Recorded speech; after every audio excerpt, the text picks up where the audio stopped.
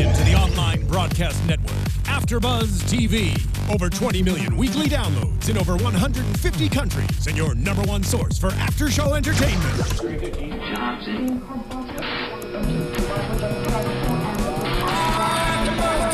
AFTERBUZZ TV, the destination for TV superfans, producing after-shows for over 300 of your favorite TV shows, interviewing celebrities and showrunners, and bringing you behind-the-scenes exclusives. All thanks to E! Entertainment's Maria Menounos, producer Kevin Undergaro, and internet leader Akamai. Now, let the buzz begin!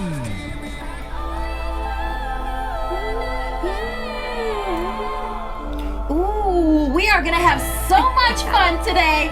Thank you, fellow TV superfans, for joining us. This is AfterBuzz TV's Spotlight On. I'm Christy Olson. And I'm Lindsey Miller, and today we have with us a very special guest. She wanted to find herself and what makes her happy, so she decided to do it by going on a Bravo reality TV show with 10 other people traveling the world, what we all would do to find ourselves.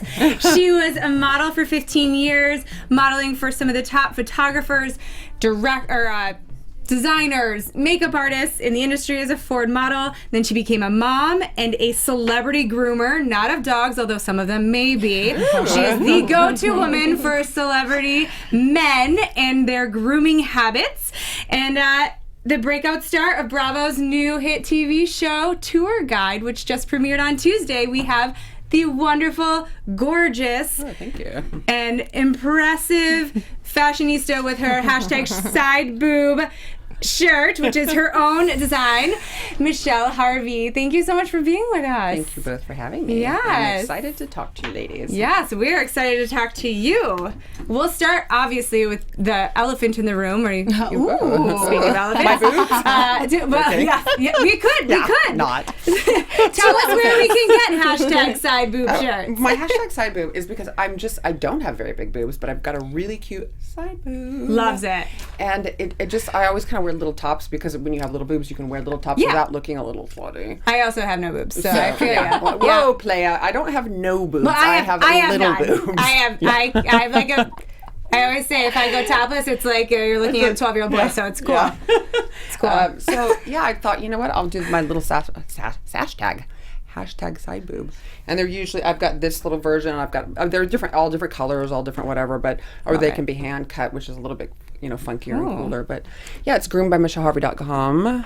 There's a bunch of different ones. They're cute. There's little sayings that actually, when I wore them, actually went very well with the topics of the show. Oddly enough, be nice always, and always people. Yeah, other things people like that. Are not always nice on reality TV. And we will start with talking about Tour Group, which premiered on Tuesday. Mm-hmm. The first episode was entertaining and drama-filled and definitely intriguing as to what we're going to see the rest of the show. And very Michelle-centric. Oh, I like that. I feel like you are the star of this show. Fair enough. I like that you guys said that. Let's you know what? My girlfriend Heather Mariana, who's on there as well, we actually kind of, they named us the evil stepsisters, which I don't know why Brandon would have named us that, because we never, besides him calling me the "see you next Tuesday" word, which that makes you the evil stepsister, not me. Agreed. I don't really know why I said that, but yeah, I think we're going to get most of the airplay. Yeah. Rightly so. Well, listen, I've got something to say. Did you go into the show thinking like, all right, I'm really going to do this, I'm going to put it out there, and I'm going to get the most airtime? You know what? When you leave your family, when I left my son, and I have a great career, but it's something, it was an opportunity, and I thought, you know what, I'm going to make the best of it. I'm going to be smart about it. I really didn't participate. Like, even in the first episode, the situation with, I was told, somebody came at me. You're not going to see me come at anybody, but if you come at me, you better be careful, because I'm going to defend myself. I'm not going to I did not get aggressive. I didn't personally attack anybody. When you start going, you're a this and you're a that, then you've kind of lost the plot. But I stayed on point and on plot, and somebody came at me. So I chose, I didn't want to look back in a year when this is, and go watch myself and go, oh God, I was such an asshole. So I may be an asshole. There's 10 weeks coming to you. But I tried very hard not to be. So you found yourself censoring yourself. You know, it's always hard because, you know, like with reality TV, the editors are going to they've already done decide who you are before you're allowed to decide who you are. Yeah. So it's almost like you have to really it's exhausting. play the story out for them so that you can have some control of the narrative. Yeah, but when you go to bed at night, you're just exhausted because I was exhausted because even in the first episode when they said, I'm fanatic, I am not fanatic about anything. It's especially not just working about out. side boob. Yeah. Well, I love that they're like, and they you're a put that in fanatic there. about working out, and you're like just walking on the treadmill lifting some weights. I'm 5 like, she's pounds. not like, doing like a. The one time I worked out on the show. It was the one time that I worked out. And on we'll the show. probably see them replay it over and over and But over we're in the again. same You'll outfits. just always be lifting those 5 weights on that one treadmill. But in literally, Marrakesh. I'm not kidding you guys. It was the one time I worked out in a gym on the show. For 6 weeks, I was on the road and I didn't work out. I mean, I went swimming in the Maldives, you know, that kind of thing, if you want to call that working out, which it was. But that was the one time I was in the gym, so I'm not a fanatic. Yeah. So they can do that. Do you think they were trying to write that story? You know, like being a model, obviously, in this first episode is all about first impressions. Yeah, And do you think yeah. like they're trying to paint this impression sure. of you as Like I'm, being like- this certain kind of woman? Like shallow and vapid. Yeah. Except for I was not the one that came after somebody's weight. Well, now was I? So that's pretty much not shallow. And the way I defended myself was very articulate and very above the level of that being said. That being said, now that I have some platforms. Yeah, girl, you know get it what? out there. Let me just tell you something. Tell us what you think. It's the biggest misconception that models don't eat. Let me tell you something. If you see an offensive lineman in the NFL, why do people not go, why are you so effing big? What do you do to stay so big? They just are. They're big and they're athletic, so they're offensive linemen. Most models, I'm sorry to dispel everybody's, oh my God, you're so fucking skinny. Oh, can I cuss? No, I don't want to cuss. Sorry. I mean, it's really up to you, Michelle. I didn't really actually say that. I said that. I said F and then K. Like I didn't say that U in there. So No. people assume that we're all in the bathroom and eating, you know, like slice of orange once a week. No, we really. I mean, I can throw a pizza down and a burger and an ice cream sundae And a some hamburger. content. and a hamburger. And it's really just the majority of women that are models. I hate to tell everybody this. Are just really tall They're and thin. genetically, I mean, why else were you a model? Because you're tall and skinny. I mean, I'm not an offensive lineman. Are you? I mean, No. There's certain I predispositions could eat to lots certain. and lots, but I wouldn't be an offensive lineman. I'd just be really fat. Yeah, but you know what I mean? It's like there's. It'd still be cute. It's Don't just worry. it's Fat and logical, but people don't want to be logical about it. They want to Yeah. think that we all starve ourselves and we're all complete. Most models I know when they're not working. I'm of course retired. Don't even wear makeup. We don't even wear makeup. You're over it, right? You've worn enough makeup. But that's your job. Well, your job is to be like made up into stuff. So why would you? Why would you wear makeup? So we're really the antithesis of the things that, you know, I mean, there is always a bad seed that's going to make every, you know, that really does do this in the bathroom and wear a ton of makeup, but it's not the norm. So Well, and I I'm off love my it. soapbox. No, but I love it because it's like we see you on the show and you're in like jeans and like fun tees and stuff like that, and you're not this like, you know, made up like I used to be a model. Like it's not. You're very chill, and I think it's funny that they're trying to portray you in that way. But also with the hamburger thing, you know, it's bullying is a big issue, and for some reason and I'm glad that you brought it up on the show and that you had the composure to address that conversation, because it's like, you know, bullying for somebody being overweight is not okay. If I told but them to bullying eat a meal somebody or skip a for meal.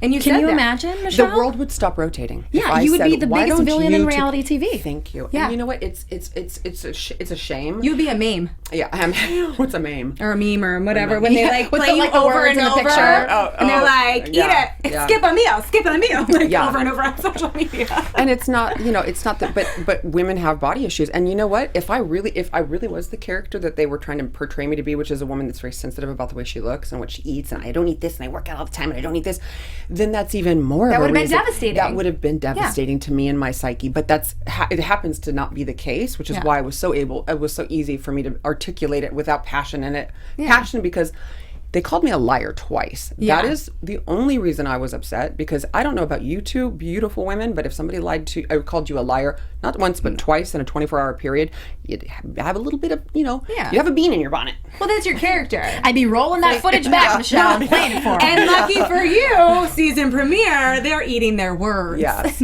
Not a burger. No. I did want to ask you, Michelle, you seem to really take up with Jeddah. kind of more so even than her husband. The initial comment is what set everything off, but you had more of a problem with what happened after the comment, right? Yeah, because Jeff really didn't have any intention with his comment. And what they don't show you, the footage that they don't show you, is when we were in the hammam getting our massages, and Jeddah was having this production about how, you know, she was very clearly uncomfortable, and we were all very okay with that. Like, we were just very like that. If you feel uncomfortable, the last thing I'm going to do is jump on you about it, which I didn't. What I did was I thought, you know what? She's so uncomfortable, and she's really almost making all of us uncomfortable. Not really, she was making all of us very uncomfortable. And I just said, you know what? But what they didn't show, and this is exactly how, hand to God, how I worded it. I said, you know what? I agree. You should be appreciated for your curves. I said, and I'm going to preface with, I am not mad at Jeff, and I'm certainly not mad at you because you weren't there. But on that topic, your husband told me to eat a hamburger last night. She goes, you're a liar. Because I just very articulately said, I'm going to preface with, I'm not mad at either one of you. I just want you to know the contradiction between you and your husband, and maybe you guys should just kind of get on the same page, because we're on a show for 6 weeks. Yeah. So that was the only reason I brought it up. I wasn't even angry at that point, because Jeff really is a nice man. And he tried to backtrack on the bus, and what they also didn't show on the bus was he goes, I didn't mean it. I go, you know what, Jeff, I have an 11-year-old. And I said, if my 11-year-old said something that offended a woman, and she asked for an apology, and he started pissing and moaning about it, I said, I would scold him. And he goes, you're right. And he goes, you know what, I'm sorry. And I go, you and I are good. And I said, your wife and I, however, are not, because she won't apologize for calling me a liar. That's what they didn't show, because there's there's 100 hours of footage being narrowed down to 42 minutes. Yeah. So she never apologized to me. And you saw that in the show. I go, she never apologized. So it wasn't about the hamburger. It was about the discrepancy between their views. Yeah. And a woman that I don't know calling me a liar. The reason why on national television.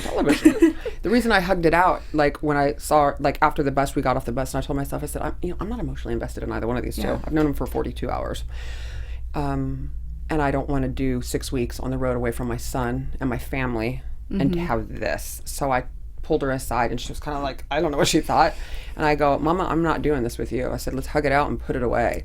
And by the end of the trip, she came up to me. We were off camera, not mic'd up. And she just said something that brought tears to my eyes. She made me cry. She was like, you are such an amazing woman. Da, da, da, da, da, da. And I was like, thanks, Jenna. So we're good. Jenna and I are good, you know? That's amazing. It's good to hear. Yeah, we're good. We're totally good. On that note, like with just sort of first impressions and kind of changing your, you know, like obviously we see the first impression of Jeddah, and then she, you know, says something so touching that you cried at the end of the trip. How about your first impressions of some of the other travelers and how they changed based on, like, you know, what you initially saw when you meet them versus going through this experience with them towards the end? Were there people who you thought favorably at the beginning, and then at the end you were like, nah, true colors? Yeah, no, you know, I always feel like, even Jeddah, actually, you know, she was always nice, but I didn't feel a lot of authenticity from her. A lot of us didn't. And I don't know why, because when you were kind of one-on-one when the cameras weren't around, she had, you know, a lot of time, I feel like there's this voice. Like, I have my voice. It's kind of, I don't talk, or I don't. So I felt like there was something with her sometimes where she just was always kind of on, you know, really kind of on, you know, and I think we all kind of thought that, but it didn't take away from her. Like, she's a very smart woman, and she's not a mean woman, and so, you know, there were times when I saw her as a different person. So, but maybe they'll say that about me. That comes across on screen, I think, like just like she's trying very hard. Yeah. Yeah. But everybody, you know, the twins, not the twins. Oh, I actually love Misty and Jenna. I meant to say the Georgia boys, but I saw the twins in my head. I really liked them. I hardly spent any time with Misty, because she was always with either her sister, Jenna, or Jared. Yeah. And so I never really saw her. And Jenna and I, you know, I like both of those girls. The Georgia boys, I got off the plane in Casablanca when we got off, and they came from a different, you know, they come off a different airplane, and I heard them talking first in the airport. Oh my God, we're not Georgia anymore. And I was like, holy macaroni and cheese. I go, oh, good gracious. This is not what I don't have the energy for that. No, it was just. Does any part of you go, ooh, I love an accent? No. It was because it was. I mean, if you but it was just like, holy crap, we are almost with the 2 buck teeth. Yeah, I mean, they're little kids, lovely boys, but in a candy shop.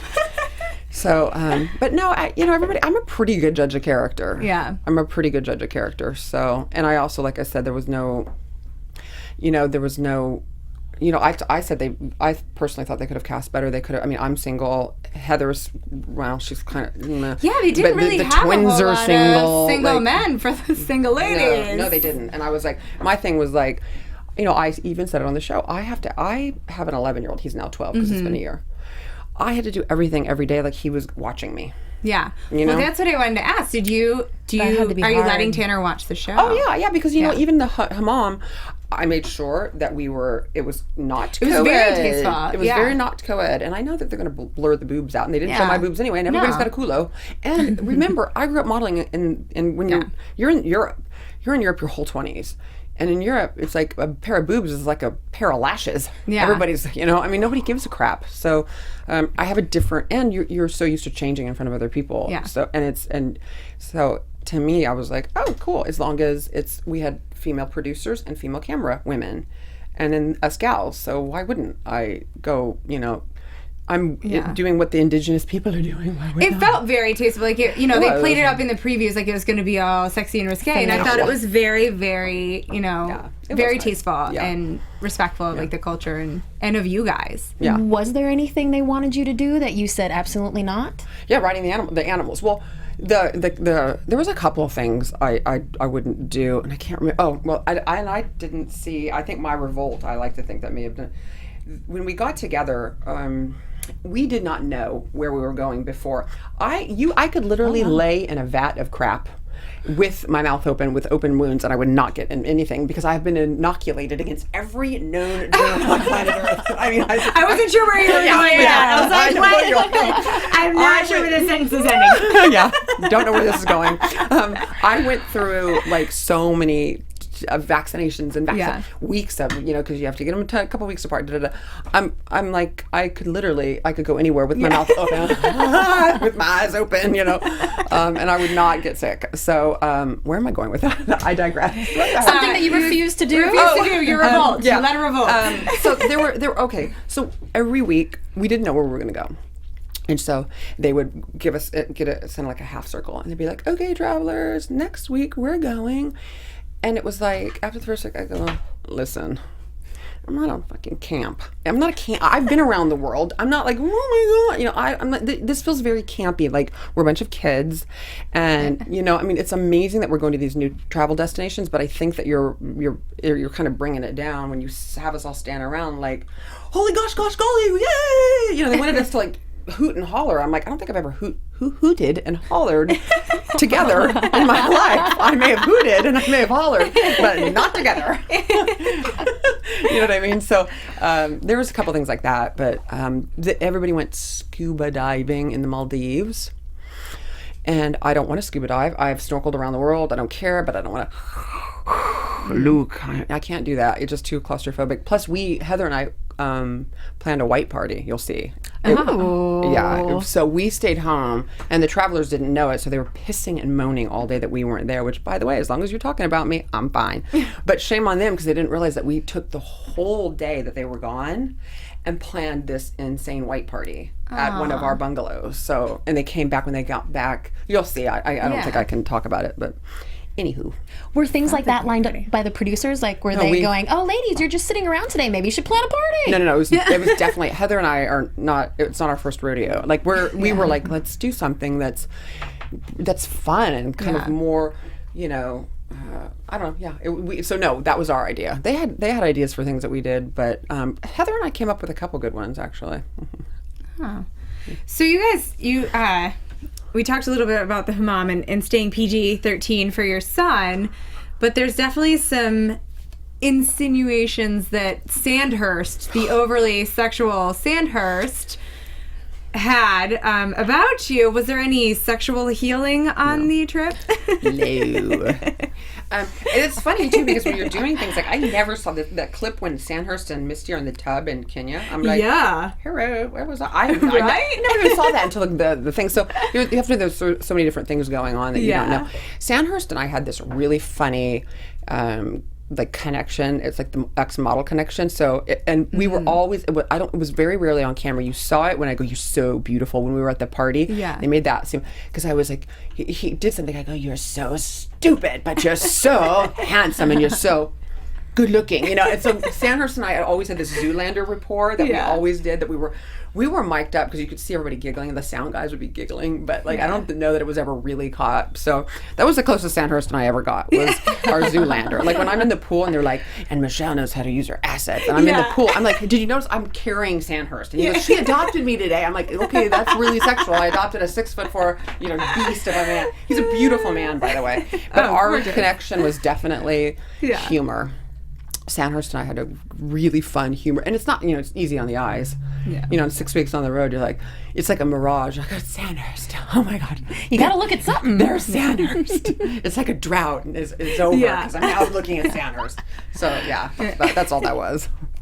So are you staying in touch with him or anyone else from the show? Heather and I have Heather and I are the only real relationship that came out of that show, because Lord knows there wasn't anything else. Yeah. Heather and I have traveled extensively since the show. We went to the Hamptons. We went to a white party in the Hamptons.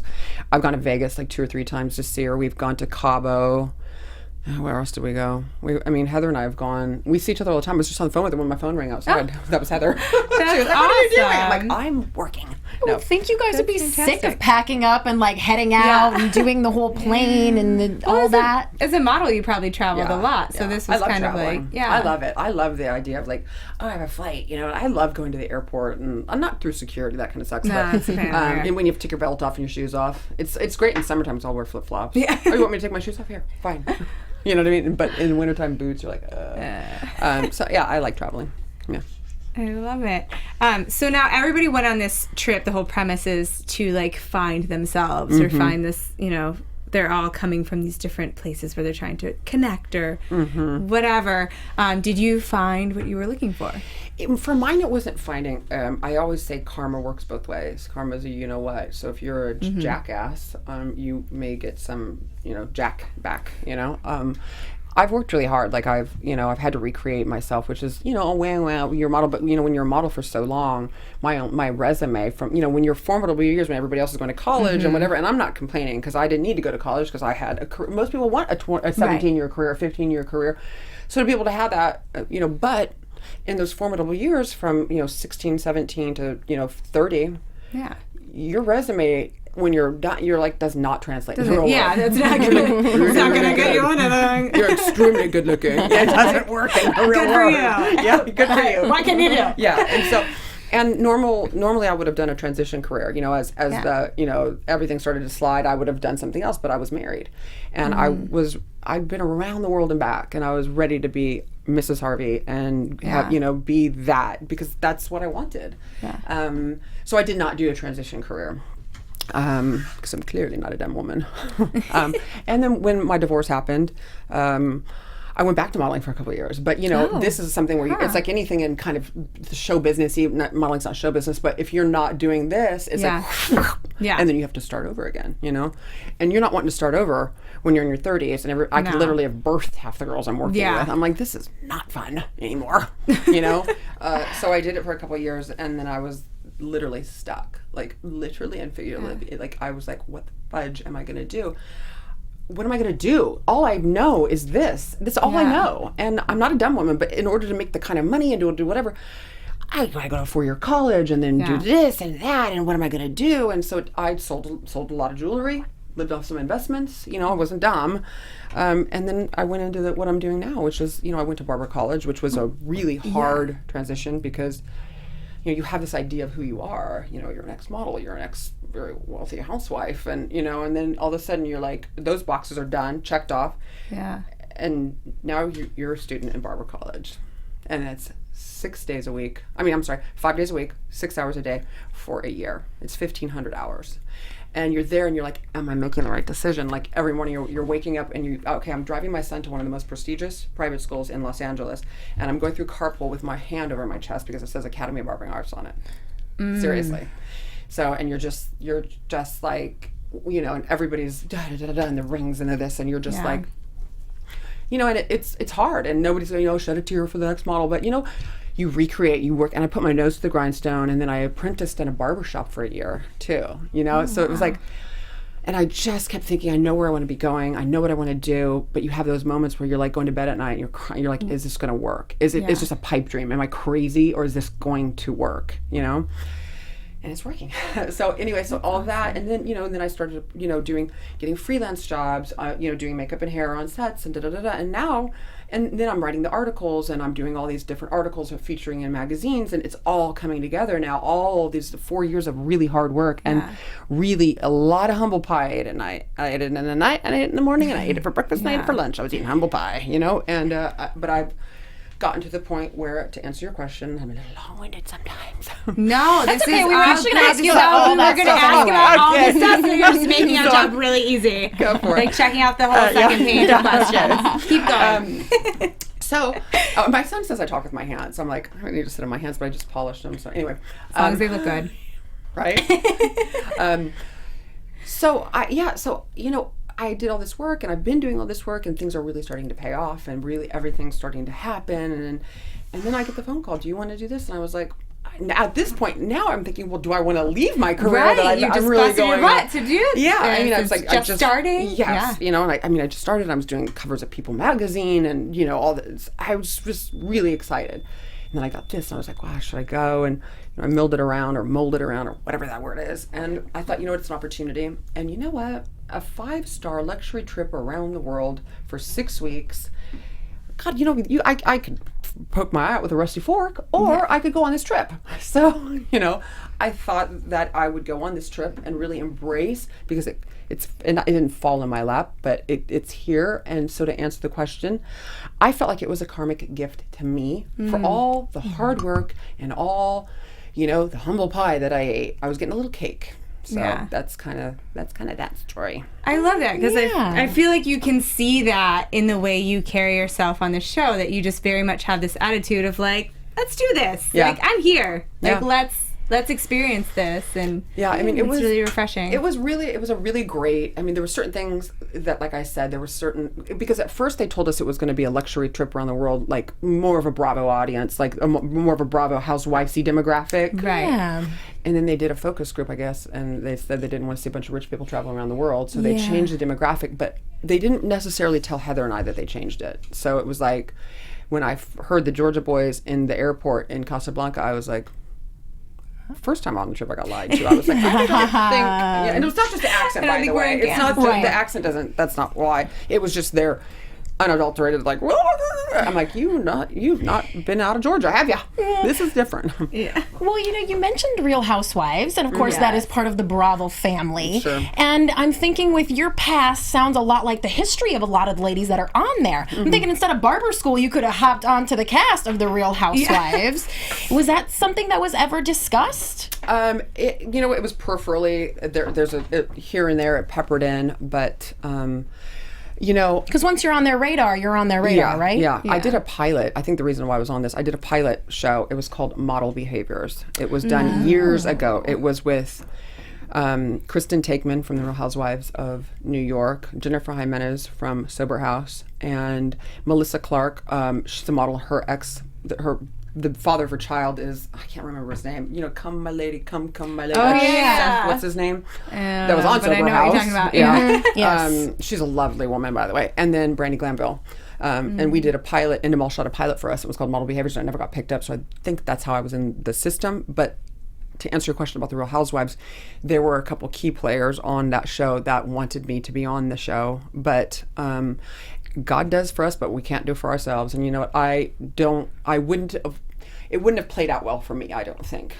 So now it would be a different story now that certain cast members are gone, but it wouldn't have played out well for me. I don't want, the gauntlet that I would have had to run would have been with a vicious person that doesn't hold back, and there are children involved. And whenever somebody said, just because somebody says it doesn't make it true. And I have had to tell my child that, not for this, but for every reason. Little kids get bullied, and they say, Mommy, they said something. I go, buddy, I know it's hard, but just because they said it about you doesn't make it true. And just because so there are people that don't have accountability for that, and I wasn't willing to put myself in that firing. I mean, the gauntlet that I would have had to run, I would have come out with like missing an arm. It just wasn't.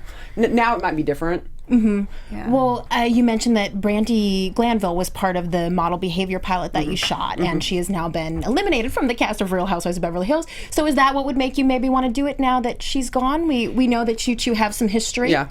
I mean, Now I just don't have any desire to be anywhere near somebody that's so negative. So if the opportunity came up, it would be a totally different story, because it's the women that are on there are lovely, and I don't have a history with them, so it would be an organic situation. And the situation with my ex-husband makes me a lot more qualified than a lot of those people, even. For sure. So that would be, I would be open and willing to do something like that if it was, open to me, because it would be organic with these women. I don't really have a past with them. I mean, I know some of them peripherally, because Beverly Hills is, it's not a small town. Well, it is. But it is small. Yeah. It's smaller than it should be. Yeah, exactly. Yeah, well, it sounds like your past with Brandy is going to come up on the tour show. Is that correct? It's not really that. No, it's more. It's not about her specifically. No, it's about, you'd be surprised at what happens when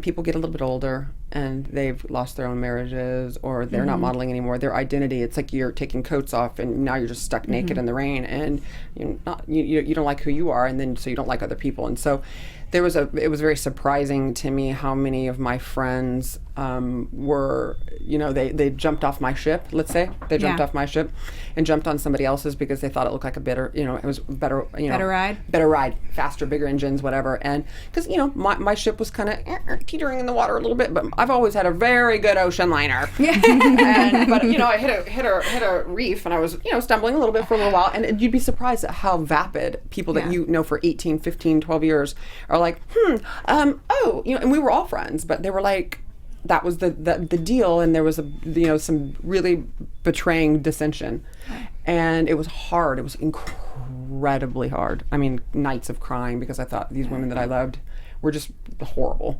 People are Googling their fingers off right now, Michelle, trying to figure out what you're talking about. It's nothing's out there. And so, but now it's like, God, I guess you got on the wrong ship, didn't you? I mean, it doesn't, talk about that ship didn't like your redemption didn't just song. sink, it exploded. It exploded. And it's still burning. And it's, a physical assault on all our castmates, not to mention, so good, and these girls, they know what they were doing when they did it. Yeah. But they were too weak not to do the right thing and be righteous and just stand by or be neutral or any of the above. They just jumped ship. Yeah. And they knew what they were doing when they did it. But it was still, I guess, was fine for them. But now they've got to be horrified and embarrassed of the alliance that they created. That I'm sure is already done, because there's so much dissension. There's no honor among thieves, my friends. There's so much dissension there anyway, I'm sure. And I have no idea. I don't keep up with it. I don't know. All I know is that my family, Darren, my ex-husband, and I, he saw the way I handled myself through that, and he's been exponentially more. It's just it brought us closer together as a family. Darren and I and Tanner are incredibly close. We've gone on holidays together. We're going to holiday. We go on holidays. We go to dinners once a week together. It's so, you know what? I guess I kind of went out in it anyway, didn't I? So yeah. It's and speaking I got my career. I've got my family. Yeah, this is I've got I've got your swan songs. Yeah, my swan song. Your second swan song. I've got the friends that stayed like ride or die. I've got those girls, and I know that they were my ride or dies, because they were there when I was going to barber college, cutting people's hair for free, learning how to do what I'm doing now, and I'm not doing it for free anymore, ladies. I'm gonna tell you. Aww. Yeah, I'm not doing it for free anymore. I can't send you my husband.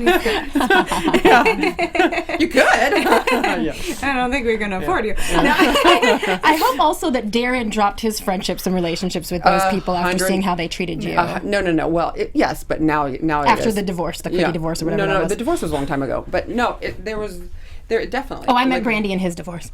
Oh yeah. Well, there was no paperwork. It was never real. They did it specifically. She did it to spite me. I mean, it was ridiculous. Our friendship was 12 years. She texted me. This is very little known. She texted me, can I have Darren, Darren's number? Because Brandy and I were pregnant together, so our sons were best friends. Right. Well, that's the other best thing friends. Is your kids went through this. Yeah. They were best friends. And so she texted me, can I have Darren, Darren's number? I said, for the play dates for the babies. I said, sure. And so then later when all the shite hit the fan, she said, I don't know what she's talking about. She's obsessed with me. I've been best friends with him for 20 years. I'm like, you text me for my husband's number, and you misspelled his name when you did it. So you weren't best friends, and I've got, Yeah, so. It's Darin for those of you that are Googling. Yeah. So yeah,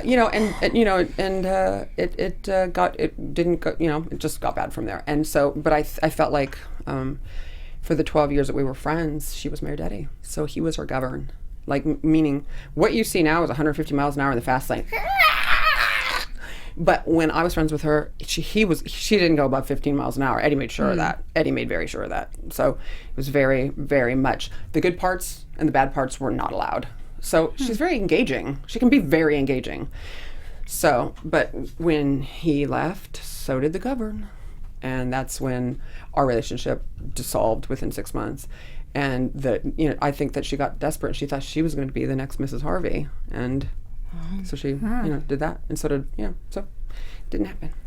Wow. Enough about that. I think that I would, and again, I keep telling, I have to say it to many people because, she doesn't have a censor and she says what she wants, but look at me and the career that I've built and what I'm doing, and look at the mess that she created. I don't need to defend myself, but just because she says it doesn't make it true. Let me just put that. I'm gonna make hashtag, just because she says it doesn't make it true. People. Not sure if there's enough Twitter characters for that. So and there's that. But I thank you for sharing that with us. We appreciate that. Done. But I think it says a lot about you. I think the most interesting thing about you is the fact that you did, you joke about, I feel bad for the model, but any woman who it's like you go through your life and you build yourself and then you get married and you have kids and you sort of just fall into this different reality. Mm-hmm. And then a lot of women come to this stage where they're like, this is not doing it, and who am I and where am I? And the fact that you could like take all of that and take your situation and be like, you know what, I'm gonna go to barber school and like become something that I'm choosing to be, not that I've fallen into because I'm naturally beautiful or because I married into this life and because this is what became of me, but because I'm choosing to do that. Exactly. And now you're like killing it is like super empowering. Thank you. I appreciate that. Yeah, it's a choice, and this career will last forever. I mean, it's definitely built, when you're getting it, a lot of it does, you have to look a certain way or feel not look a certain way. It has nothing, it has nothing to do with my abilities is what I do. But it helps, it helps in this arena and building it up, but I can do what I'm doing. Yeah. I'm not going anywhere. I'm not going anywhere. It doesn't matter if I start to sag a little bit. Anywhere. Do you know what I mean? She's just laughing at me. Well, and I know you are far too classy to drop names, Michelle. So I'm going to do that for you. You have groomed the likes of The Bachelor Chris Soules, Kevin McHale, Clay Aiken, footballers Antonio Cromartie and Richard Sherman. I know they're a big deal because, I have a husband too. Yes. So, how has it been working with these huge names in something that you've built for yourself? Yeah. I mean, Williams was the first one. It was the ESPYs a couple of years ago, and the gentleman that I apprenticed under, Julian Payne, is a master barber, and he's one of the best. And he's his client, but he needed makeup, so that's what I did. That was he was my first, and I was so nervous because he's the biggest football player on planet Earth. Yeah, and I was like, it was just so. But the thing is, too, it's like, be careful what you wish for. Because when I say my prayers at night, I'm always appreciative of everything, and I always am appreciative of my opportunities, and I appreciate to follow through on them. But I'm always appreciative of my opportunities because I know you two have had an opportunity, and then all of a sudden the night before, and you're like, oh my God, I'm actually okay. How am I going to do this? Am I going to, because be careful what you wish for. Right. And so when it starts to happen, so there's always like, I still get a little nervous before each job because. Especially if you're working with a really big, like when I did Roger Federer, the tennis great, I was like, oh my God. Because the energy around him is like, you don't get bigger than that. Yeah. That's like a big deal. And I was just like, but the thing is, when you get close to another human being, they can feel your energy. Yeah. So that's a big deal. I have to control that because you just have to. Because they can feel your energy, but it's obviously now it's not. I'm not like freaking out, but you get a little. You get a little nervous before each job. I do. I'm sure in years and years and years from now I won't. But because even in modeling though, like before a big fashion show, like they're amazing. You get this energy and you can't wait to do it. And then they're like you're waiting. It's like you're a racehorse. You're like because they have to call. You have to go. Okay, go, and then you walk out and you come back. And everybody's on you. The eyes are on you, and I feel like a racehorse, like waiting for the gate to open, and then you run out. So it's a little bit like that, I guess. Yeah. It's cool. It's fun. I love it. I love my job. I always tell my agent, Natalie Miller, I'm always like, I love my job. I do. I can run my so fingers. this is an agent for your grooming, Yeah, or yeah. you mean like an on-camera agent? I love when you say grooming. It just makes me think, because it's so LA, like they're like little poodles and Shih Tzus. I know. No, they're just big, beautiful men or actors. I'm sorry. My job is to run my fingers through actors' hair. Yeah. It's a horrible job. It's a horrible job. And male models, too. Male models and actors. I mean, it's the worst. The male models are like 25. And talk about Zoolander. It's so cute. They're always like, they're so like real-life Zoolander. So cute. I love my job. So I have to ask, like, on the grooming, is there any, like, one thing that men do or don't do that you're like, please stop or make sure you do, like, for grooming? Yeah, I mean, there's lots of fingernails things. to me is a big deal. When I look down at a man and he has fingernails, I'm like, to me, it just speaks volumes. And especially if they're dirty, but if they've got fingernails, I mean, like, they've just got to be cut. Not to the quick, you're not biting them, but just keep them clean for me. Yeah. And it's weird because, when you want to buy a new car, and let's say you want to buy a Jetta, Jetta, that was Freudian. And you start to see them all around. You start to see Jettas everywhere. Yeah. So now that I am classically trained as a barber, I'm always like, I can see men's hair. I turn it off, obviously, but I'll be like, oh, like at Starbucks, waiting in line, and I'm like, oh God, I don't know who does his hair. I mean, maybe I should hand him my car. I just see they're a mess. Like, did you pay good money for that haircut? Because it's a mess. Or you can tell they haven't gotten a haircut in a month and a half. Yeah. So there's that. That'll affect your dating life. Yeah. Well, yeah, how are you still single, meeting all these very eligible men? Yeah. Are you still single? I am there we still go. single. I'm recently single. I'm single for about a year now. Okay. So, I guess I'm actually ready. Hello, is this mic on? Hello. Breaking news, fellas. She is a hottie. Yeah, I'm ready. Like I'm getting there. And be careful what you wish for, right? But I am. When I met my husband, I said it out loud to my friend. I said, I think I'm ready to get married, because I was 29, and I was like, I'm ready to get married. And I met him 12 days later. Wow. Thank you, universe. He's a beautiful man. The next 2 weeks, perhaps. Yeah. I'll let you guys know. Universe, I'm ready to meet a beautiful hand. When I say beautiful, I mean in their heart. Inside. It doesn't help that, it looks really good. But when I say beautiful, I mean a beautiful man. Like a, good, strong, smart, great man. Are you open to fans? Like maybe that reach out to you on Twitter, or goes down in the DM? I am. I am. Not goofy. Not weirdos. Not weirdos. She has a kid. Not with my. Not one of those. No creepers. But if someone came up to you and said, "Oh, Michelle, I saw you on the show, and it's really great that you're a mom, and I see you're single, and I'm single too. Why not? Let's go out to dinner." Yeah, I'd have to get to know somebody a little bit more than that too. But yes, absolutely. I'm single. I would be nuts. I'm not a hermit, ladies. Yeah. Well, what's your criteria? What are you looking for?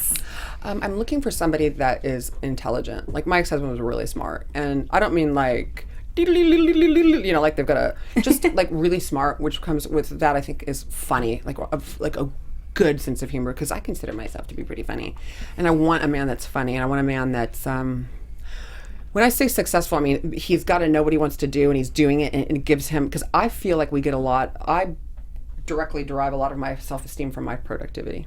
Mm-hmm. I feel like we do. And so when you love what you do and you're being productive, it's sexy. You know what I mean? So, and a pair of broad shoulders and some dark hair. It's fine. Well groomed. Yes, well groomed. And by the way, you can fix that.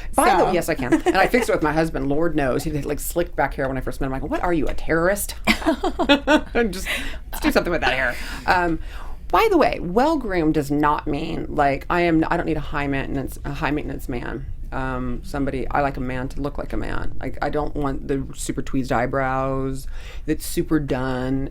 I like a man to be a man. I really do. I don't mind. I don't like a super well coiffed man. Love it. All right, well, you heard it here, manly men. Mm-hmm. You may find Michelle Harvey on Tinder. No, I know. Swipe that. No. But at least you know what she's looking for. So. What's funny? I did go on Bumble for like a week, and guess who I got paired up with? Your ex-husband? Ex-husband. Well, very. Who, by the way, was a year younger than me on Bumble. I called him up. I go, he's a liar. You're not, what? He goes, well, I go, no, I don't, Darren, I don't even. How are you a year younger than me on Bumble? So, needless to say, I'm off that. Yeah, that was like a week. Well, we're so glad to have you in here today. This is a blast. Michelle, make sure you tell everybody out there, please, where to get the shirts and your website. And you have a great blog that has the grooming advice, right? Absolutely. Tell everybody all about it. You can get my t-shirts, which are a varied, cute side boob, be nice always and always. There's a couple different ones at groomedbymichelleharvey.com. My Twitter, my Instagram are basically groomed by Michelle Harvey. Michelle Harvey, groomed by MH, any of the slicing of the above. So, yeah. Love it. And make sure that you guys tune in to Tour Group. It is fantastic. It's on Bravo. Tuesday night. Tuesday nights at 10 o'clock on Bravo. Thank you, ladies. And follow the entire AfterBuzz TV team at AfterBuzz TV. Thanks again to Michelle for hanging out with us. We will see you next time for another Spotlight On. Bye-bye.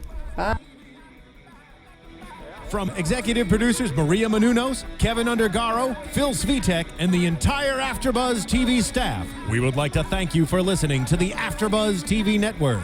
To watch or listen to other after shows and post comments or questions, be sure to visit AfterBuzzTV.com. I'm Sir Richard Wentworth, and this has been a presentation of AfterBuzz TV. Buzz you later. The views expressed herein are those of the hosts only and do not necessarily reflect the views of AfterBuzz TV or its owners or principals.